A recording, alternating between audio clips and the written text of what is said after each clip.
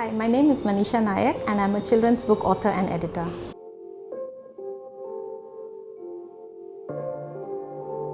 Everywhere. I applied everywhere and obviously nobody wanted to call me for an interview because I had no qualification, no experience.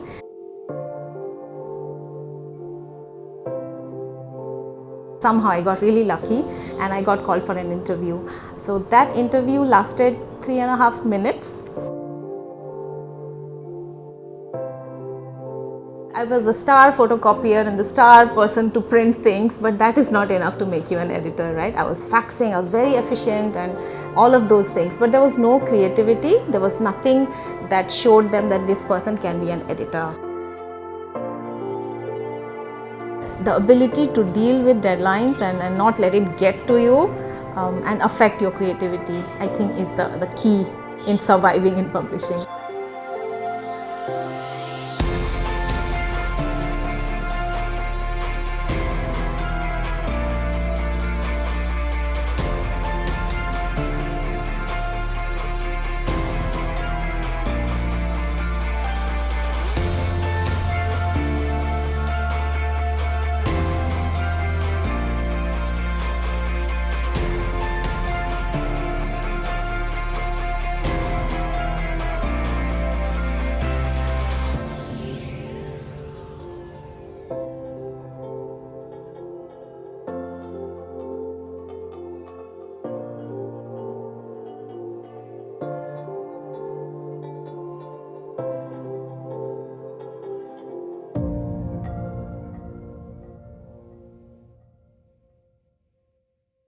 So assistant editor is someone who will assist the editors in their day-to-day tasks which take up time but do not need editorial brain, do not need creativity. So if let's say I have a manuscript and I have marked up all the changes I want done, but this now needs to go into a Word document. If I sit and type and change, it's going to take up a lot of my time and I could be doing other creative things. So for that reason, they have editorial assistants who would be doing these administrative time-consuming tasks which are very simple and straightforward. You just look at the document and you just type.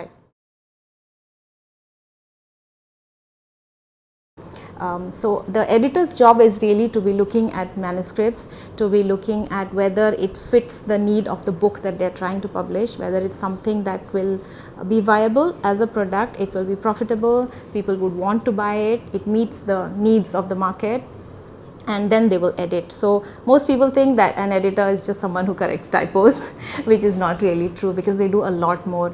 Manuscripts that come to editors are often just a lot of words on a Microsoft Word document. To look at that and to visualize this book which is able to teach something to students in a very enriching way, not just something that you read. I mean, you've seen today's textbooks, they're no longer like the old time textbooks which were just full of words. Now everything looks like a magazine, textbooks look like magazines. So that translation from that Word document to this magazine like very interesting looking textbook, it rests with the editor. Is definitely quite an intense deadline oriented industry. So although there are fixed working hours in the office, when it comes to crunch time we definitely have to go beyond. There's definitely a lot of overtime work that's needed when deadlines are very short. So it is, publishing I would say is for people who are ready to put in the hours, who are willing to put in the hours needed, because it's not a typical 9 to 5 job where you just shut down at 5 and you go home and you start the next day. So once you have spent a few years as an editor, you may be promoted to a senior editor or assistant managing or managing editor. So that person, in addition to looking at the manuscripts and the creative aspects, now has to manage a team of editors.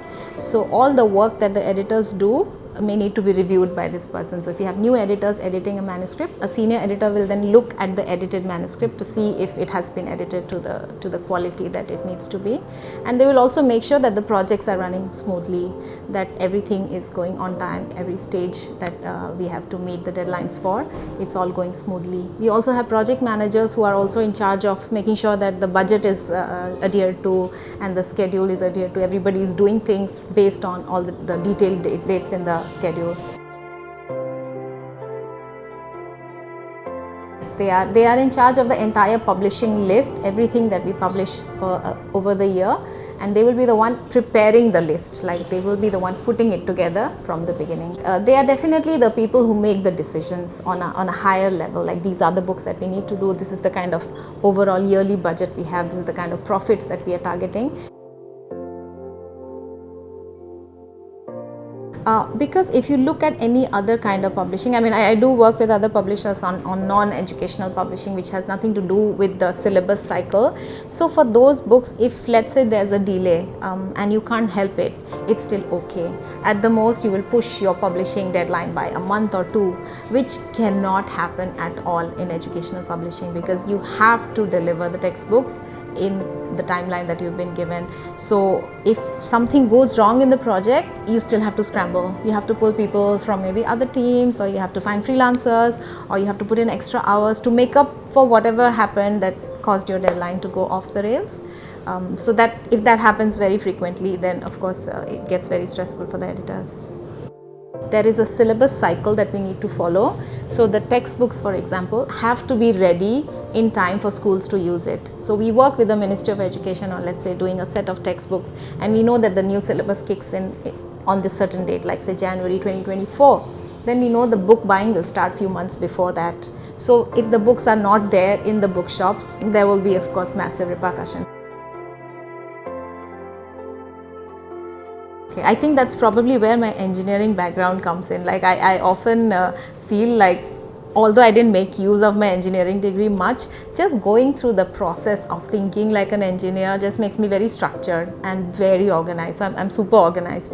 Even right now I'm working with multiple publishers. As a freelance author, I have to work with multiple publishers, and they don't know each other's deadlines. So they may give me clashing deadlines. So it's up to me how I manage my time, what kind of projects I do. So being very organized helps. Having a to-do list, something as simple as a daily to-do list, I think is just very underrated. If you know what you are planning to achieve in this one day and you make a list and you tick off, mentally you feel better as you tick off. You don't feel that sense of, oh my god, what did I forget now that I need to do? Why is this person chasing me?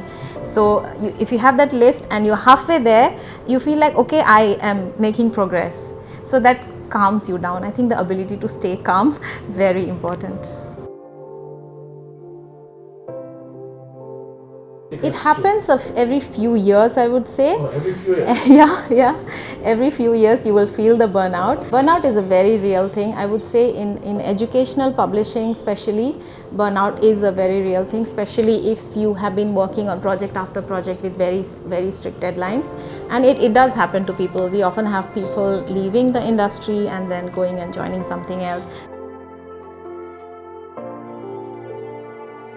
In fact, I would say that other than the lone time that an editor spends editing or thinking or just spending time with the manuscript or the proofs, a large part of being an editor is to work with a lot of people. So the number of people that an editor interacts with on a daily basis can be staggering.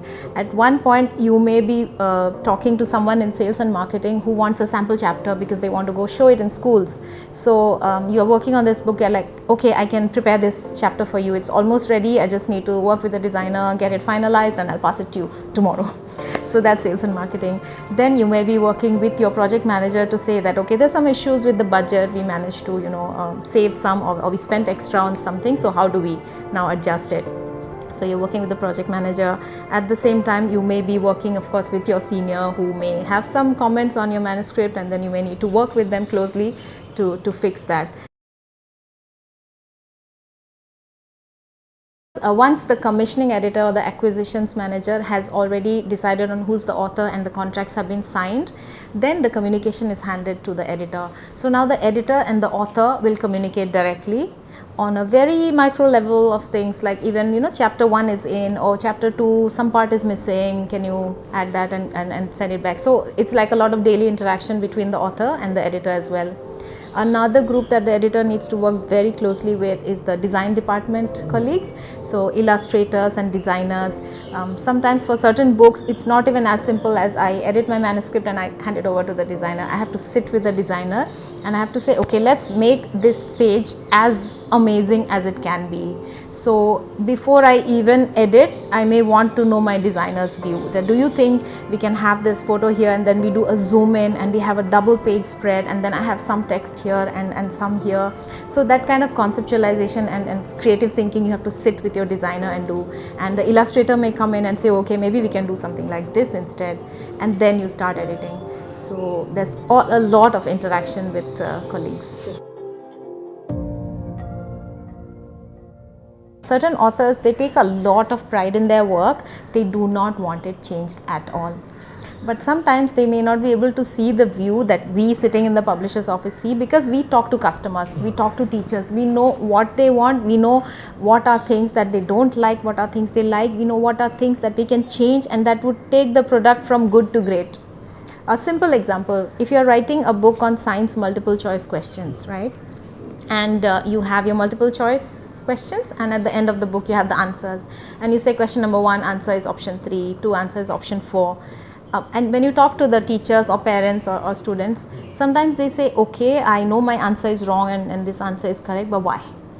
And the book doesn't have that information. The book doesn't tell you why of all the 4 options, option 3 is correct and what you wrote is wrong. So lately what we have started doing is we include an explanation. So after the correct answer option, there's a detailed explanation for each option, why each option is wrong and why the correct one is correct. So it is time consuming for the author to write, for sure. So if an author feels it's unnecessary, you don't need to do that, just give them the answer options. Then you reach this, situation where you are trying to convince the author that this is really needed because we have spoken to teachers, this would add value to the book, this would make it more desirable in the market, and it would, in comparison with other books, be a better, more useful product. So there's definitely a lot of back and forth with the authors on what they think is a good product and what you think would sell in the market. And also authors are looking at creating this perfect product, but publishers are also thinking of the profitability aspect. So sometimes authors don't see that, and the publisher then needs to say, yes, it's a great book, but is it a book that a person will part with money to have their hands on? So that is something which is it's a collaboration, but at the end of the day it has to make money. So that's something we need to try to convince the authors on, because sometimes when we send back manuscripts for revisions, they may be really busy, they may not have time, and they just get annoyed that I already gave you my best work, then why are you asking me to revise this chapter again? For example, I know that once I write the manuscript and I send it over, they will do a round of evaluation. The editors will evaluate the manuscript, they will see if it sticks to the author brief that was given to me, whether it's true to the kind of book that we want to publish. So if they feel that no, it's not really, there are missing things, they need to fill in the gaps, then they may send it back. And it is part of my author's duties to fix that and send back, and it's still at manuscript stage. And then they will do a round of editing. And after they have edited, they will send it back to make sure that during editing they have not gone and changed something or made a change which is completely against what the book is trying to achieve, or introduced a misconception or made something wrong when it was correct. So that's something I need to look at. And then once the editing of the manuscript is done and the design work starts, there are several rounds of proofs, what we call as proofs, which are basically the layout, the colored layout, and you keep fixing things in each round, and then you finally reach your final proof. So as an author, I need to know, are you going to need me to look at the first proof or second proof or final proof or all the proofs? Because if you have signed up only to check one round of proof, then the editor should be responsible for checking the rest. You should not be given every round of proof to check. Okay, that's a very interesting question, because as we know, Singapore is a very small market, and depending on what you are writing, the market can become even smaller.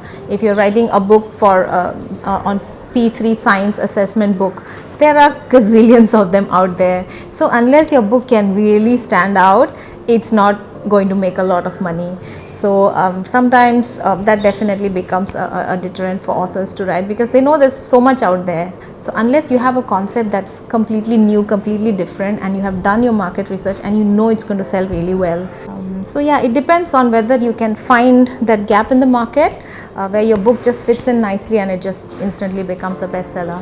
If not, yes, I would say that Singapore is a limited space for someone who wants to just have all of their income from authoring. It can get a bit challenging. So I do a lot of full-time writing, but I also do some freelance editing. It's like a mix of things, but most of my time I would say goes into authoring, but I author for multiple publishers. So yes, definitely if you opt to be a full-time author in Singapore, you are not expecting a steady stream of income every month. For each book, you will have your royalties sent to you once a year, maybe twice for some books, and you don't know how much that's going to be. If the book is not doing very well, it could be very little. How little is it? Oh, it could just be like a few $100s maybe. Or if the book is going out of syllabus and it's literally the last few copies, then it could just be a few dollars literally. So royalty periods are fixed. So for example, if let's say your royalties are supposed to come to you in April for the calendar year before. So whatever is sold in the Jan to December period, you will get the royalties for that in April. But if your book is published only in November, so its only selling period is December, then you may not get much. Then you have to wait for the following year to actually see what 1 year of sales looks like. I think it varies for person to person. It depends on what you are aiming to achieve out of your time with the company. So it should not depend on duration. It should depend on your own sense of fulfillment that you are getting. If you find yourself just doing mundane things and it's not enriching your brain and you feel like you're just stuck, then that might be a good place. Maybe not to quit the company, but to have a talk with your supervisor. Maybe there's a new role that can be given to you, maybe a new project, maybe you can be a mentor to somebody.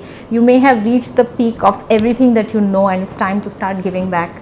So there are people who do not like to be in leadership positions. So for those people, they actually thrive if they are given someone they can mentor. So instead of being a boss to that person, they can be a friend or a guide to that person. So that also gives them a sense of removing that whole mundane layer of work, because you have this other thing that you are so invested in. You want to make this person as good as you have become over the years. So I would say instead of just straight away quitting, just look at options first. Maybe there are things that are still possible, and if not, then yeah, maybe then it is time to quit.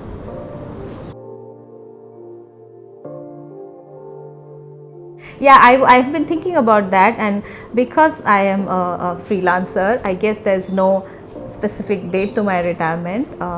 As long as I am able to do the kind of work that brings me happiness, I will do, even if it's past the typical retirement age. My health permitting, I will do at least something, if not everything that I'm doing now. So I don't have like a retirement age in mind. As long as I find things that are meaningful, I will just continue.